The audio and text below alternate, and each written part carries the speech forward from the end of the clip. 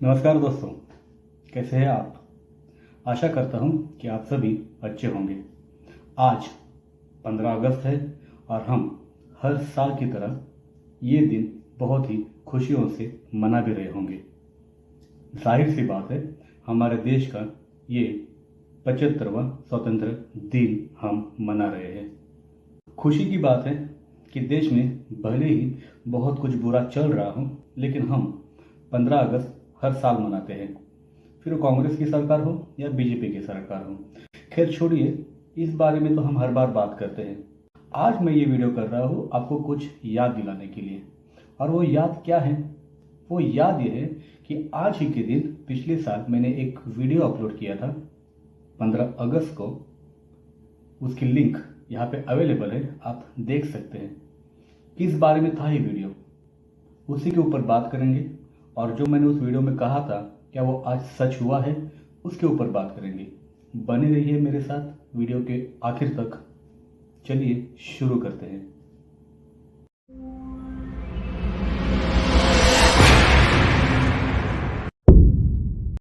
पिछले साल 15 अगस्त को मैंने एक वीडियो अपलोड किया था बहुत ही ज़्यादा फ्रस्ट्रेशन में।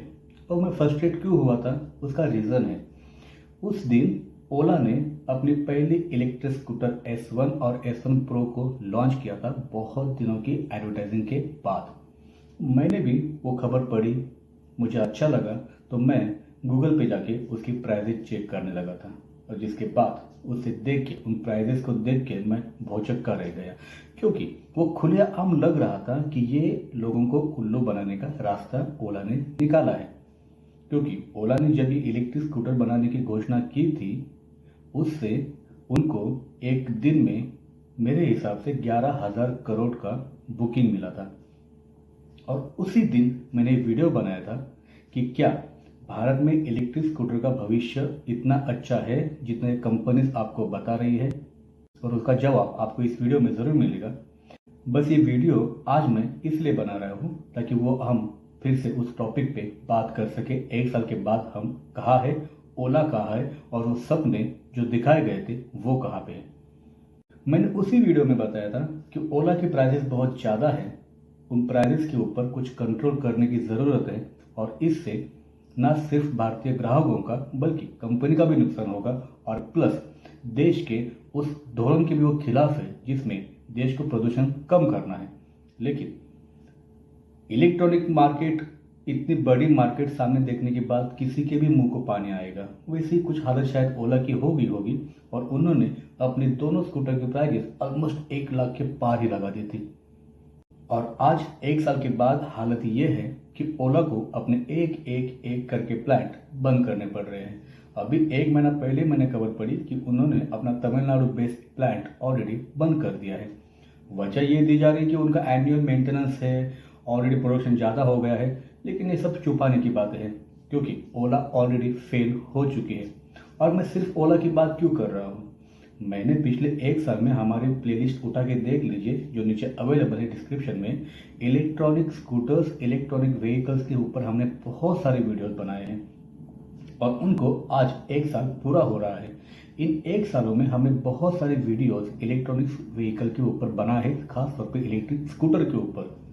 इलेक्ट्रिक स्कूटर के ऊपर वीडियो बनाने का हमारा इरादा इसलिए था क्योंकि ये आम लोगों से बहुत ज़्यादा रिलेट करता है। अब कोई भी आम आदमी इलेक्ट्रिक कार तो लेने की सोचेगा नहीं, क्योंकि जो हालत स्कूटर की है वही हालत इलेक्ट्रिक कार की भी है। ऑलमोस्ट आउट ऑफ बजट, जो सिर्फ अफोर्ड कर सकते हैं बड़े बिजनेसमैन। अब जो बड़े बिजनेसमैन इलेक्ट्रिक व्हीकल्स अफोर्ड कर सकते हैं, क्या वो पेट्रोल और डीजल के प्राइजेस भी नहीं अफोर्ड कर सकते? कर सकते हैं, तो वो क्यों लेंगे इलेक्ट्रिक कार्स? वही सेम हालत इलेक्ट्रिक स्कूटर के मार्केट में भी इंडिया को सोचना चाहिए था, धोरणकर्ताओं को सोचना चाहिए था। कंपनी खैर वो तो सोचेंगे नहीं, क्योंकि उनको अपना मुनाफा देखना है। लेकिन समय रहते अगर गवर्नमेंट ने इसमें हस्तक्षेप किया होता तो आज जो मार्केट की हालत है इलेक्ट्रिक स्कूटर्स की, वो नहीं होती। ओला देख लीजिए, हीरो देख लीजिए, होंडा तो अभी तक आई भी नहीं है। टीवीएस ने एक ही अपना लॉन्च किया है, जो पहले उसने ताइवान में किया था। एथर है, टीवीएस है, बहुत सारी है। आप कितने कंपनीज के नाम लेंगे? इस इलेक्ट्रॉनिक बूम में पिछले साल जो शुरू हुआ था 2 साल पहले, उस बूम में इंडिया में इतनी सारी इलेक्ट्रिक की दुकानें शुरू हो गई कि उसमें से कई सारे बंद भी हो गई और हमको पता भी नहीं चला। हमने तभी भविष्यवाणी की थी कि ये लोगों के भावनाओं के साथ खिलवाड़ है, ये मजाक बनाया जा रहा है कंपनीज के द्वारा। बहती गंगा में तो हर कोई हाथ धोना चाहता है, लेकिन थोड़ा सा तो लोगों के बारे में सोचते तो शायद आज जो हालत है वो नहीं होती। क्योंकि आज के टाइम पे मैं 100% कह सकता हूँ कि लोग electric scooter, electric bike, electric car, electric vehicle से उनका मन उड़ चुका है। बीच बीच में जो खबरें आ रही थी उन खबरों को देखते हुए और प्लस जो हाइप, जो हवा तैयार की गई थी इलेक्ट्रिक मार्केट के बारे में, वो अभी धीरे धीरे कम होने लगी है। और इसका जिम्मेदार कौन है? इसकी जिम्मेदार है भारत सरकार की पॉलिसीज, जो कभी एक जगह पे रहती ही नहीं है। समय रहते उन्होंने क्यों नहीं इन प्राइसेस के ऊपर हस्तक्षेप किया? सब्सिडीज आप दे रहे हो और सब्सिडीज देने के बाद भी अगर स्कूटर के प्राइजेस अबाउ 1 लाख है तो उसके लिए जिम्मेदार कौन है? सीधी सीधी बात, ओला ने जो गलती की वही सारी कंपनियां गलती अभी भी कर रही है कि प्राइजेस कम नहीं कर रही है। उनको समय रहते वो सोचना चाहिए था। खैर, अभी तो बहुत टाइम हो गया। अब जबकि इस पूरी घटना को 1 साल हो गया है और मैंने तभी भविष्यवाणी की थी कि ओला का भविष्य बहुत ही खराब है। उसके साथ ही मैंने और भी कई सारी कंपनियों के बारे में आपको हर बार बताया है, लेकिन हर वीडियो में हमने आपको यही चेतावनी दी थी कि आप थोड़ा सा सब्र कीजिए, थोड़ा सा धीरज रखिए, क्योंकि ये मार्केट अभी अभी शुरू हुई है। बहुत सारी दुकानें शुरू हुई है। लास्ट टाइम पे अगर वीडियो आपने देखा होगा तो मैंने तभी बताया था कि अभी अभी जो दुकानें शुरू हुई है उसमें से कौन जेन्युइन है, जिनको सच में लोगों को अच्छी सर्विस देनी है, उनको आप टटोलिए, वेट कीजिए, देखिए कि कितने कॉम्पिटिटर्स मार्केट में रहते हैं और कितने आउट होते हैं। और मज़े की बात तो ये है कि जितने दुकानें पिछले साल शुरू हुई थी उससे आधी दुकानें इस साल आते आते बंद भी हो चुकी है। ओला जैसी बड़ी कंपनी का इस मार्केट से आउट होना ये दिखाता है कि उनकी मार्केटिंग स्ट्रेटेजी पूरी तरह से फेल थी, या फिर उन्होंने भारतीय ग्राहकों को बहुत ज़्यादा अंडर एस्टिमेट कर लिया था। खामियाजा तो भुगतना पड़ेगा, हर कोई भुगतेगा, फिर वो एथर हो या फिर वो ओला हो। आई होप कि इसमें कुछ कंपनीज है जो सच में जेन्युइन सर्विस देती है। उनके नाम लेना सही नहीं होगा क्योंकि फिर वो उनकी एडवर्टाइज हो जाएगी, वो आपके ऊपर है। तो वो 15 अगस्त का मेरा पहला वीडियो इलेक्ट्रॉनिक व्हीकल्स के ऊपर लोगों को जागरूक करने का।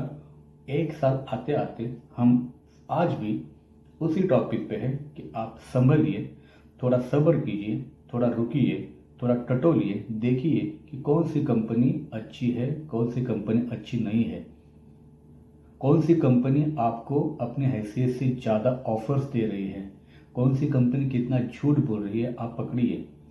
ओला के बारे में जो हुआ वो बहुत ही ज़्यादा गलत था। मैंने पहले ही कहा कि उन्होंने भारतीय ग्राहकों को बहुत ज़्यादा अंडर एस्टिमेट कर लिया।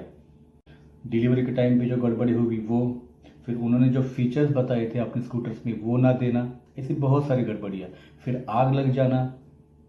कई कई वीडियोस में तो मैंने ये देखा है कि ओला स्कूटर को खरीदने के बाद उसको आग लगा दी है। तो दोस्तों, यही वो बात है जो मैं आपको बार बार बता रहा हूँ। आज भी मैं आपको वही बता रहा हूँ कि थोड़ा सा वेट कीजिए, थोड़ा सा इंतज़ार कीजिए और मार्केट को टटोलिए, देखिए क्या होता है। बहुत सारी कंपनी जो आखिर तक रेस में रहेंगी वही रहेंगी।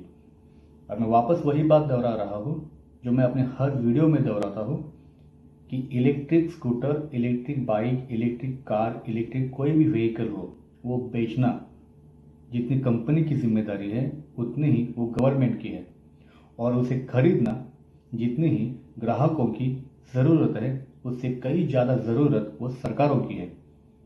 क्योंकि जब ग्राहक इलेक्ट्रिक व्हीकल्स की तरफ बढ़ेंगे तभी पेट्रोल, डीजल जैसे वस्तुओं से लोगों की निर्भरता कम होगी। तो बेचना और खरीदना दोनों जिसकी ज़रूरत और जिम्मेदारी है, उन सरकारों को इसमें समय रहते हस्तक्षेप करना चाहिए, प्राइजेस को निर्धारित करना चाहिए और सर्विसेज को भी निर्धारित करना चाहिए।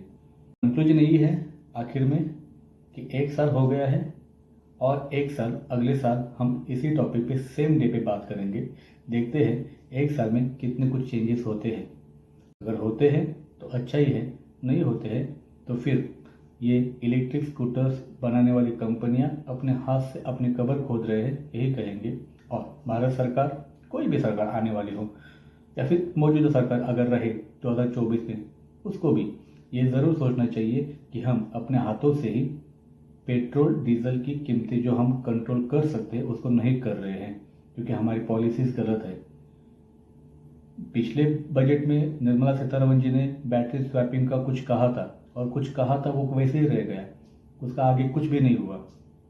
स्कूटर्स में जो आग लग रही है उसमें भी कुछ नहीं हुआ, सिर्फ रिपोर्ट मंगाते हैं और क्या करते हैं पता नहीं। नितिन गडकरी जो भी बीजेपी के लीडर है बहुत बड़े और आज के परिवहन मंत्री है, वो कौन सी भांग खा के बैठे हैं अभी तक पता नहीं चला। वो शायद किसी और ही ग्रह पे रहते हैं और उनका दिमाग भी शायद किसी मंगल या चंद्र ग्रह पे होगा, क्योंकि वो जो तत्वज्ञान की बातें करते हैं ग्राउंड लेवल पे वो दिखता नहीं है। अब उनके अंडर है ये सब इलेक्ट्रिक व्हीकल्स वगैरह, तो उनको उसमें ज़्यादा सीरियसली सोचना चाहिए था, लेकिन वो कभी हाइड्रोजन कार में बैठ के सफ़र करेंगे। हाइड्रोजन कार, यहाँ पे इलेक्ट्रिक स्कूटर, इलेक्ट्रिक बाइक और इलेक्ट्रिक कार लोग नहीं खरीद रहे हैं और आप आगे का सोच रहे हैं हाइड्रोजन कार, फिर बीच में निकालते हैं मिथेनॉल मिश्रित पेट्रोल बेचेंगे। अरे इसकी ज़रूरत क्या है? लेकिन आप मंत्री हैं, आप उसको कंट्रोल कर सकते हैं तो कीजिए, लेकिन वो नहीं। मैंने जैसे कहा वो किसी अलग ही धुन में रहते हैं। मुझे लगता है कभी कभी नितिन गडकरी को बीजेपी से हट के खुद को दिखाने की आदत है, ऐसा मुझे कभी कभी लगता है। तो उनको आदत छोड़ देनी चाहिए और सीरियसली इस इलेक्ट्रिक मार्केट के बारे में कुछ सोचना चाहिए, वो ज़रूरत है आज के समय की। हम वापस एक बार अपना स्टैंड क्लियर करते हैं, इलेक्ट्रॉनिक व्हीकल्स ही देश को आने वाले संकट से बचा सकती है। पेट्रोल डीजल जितना कम होगा उतना पृथ्वी का रक्षण भी होगा और अपने जेब से खर्चा भी कम होगा। लेकिन मैं वापस कहता हूँ कि इसमें सरकारों को हस्तक्षेप करना चाहिए, उनको कंट्रोल रखना होगा इन कंपनियों के ऊपर, तभी लोगों का फ़ायदा होगा, तभी इस देश का फ़ायदा होगा। बस यही कहना था 15 अगस्त के दिन। आज के दिन 15 अगस्त की आप सभी को हार्दिक शुभकामनाएं। और अगर आपने मेरा 15 अगस्त के ऊपर ये जो हर घर तिरंगा का नाटक चल रहा है उसके ऊपर वीडियो नहीं देखा होगा तो यहाँ लिंक में ऊपर अवेलेबल है, आप वो भी एक बार देख लीजिए, तो आपको मालूम पड़ जाएगा कि ये हर घर तिरंगा तिरंगा अभियान क्या चक्कर है एक्चुअली। खैर, मेरा भारत आज़ाद है, 75 साल हो गए हैं, भले इसमें इनकी कोई भूमिका नहीं है, लेकिन जिनकी भूमिका है उनको मैं शतशः नमन करता हूँ। आने वाले हर साल में आप ऐसे ही 15 अगस्त मनाएं, मतलब ऐसे नहीं, हर घर तिरंगा के फंडे यूज़ करके आप अपने दिल से सच में भारत को अपना महान बनाने की कोशिश करें। अब मुझे दीजिए इजाज़त, आप सबको फिर से एक बार 15 अगस्त की शुभकामनाएं और इलेक्ट्रॉनिक स्कूटर में थोड़ा बच के रहिए। धन्यवाद।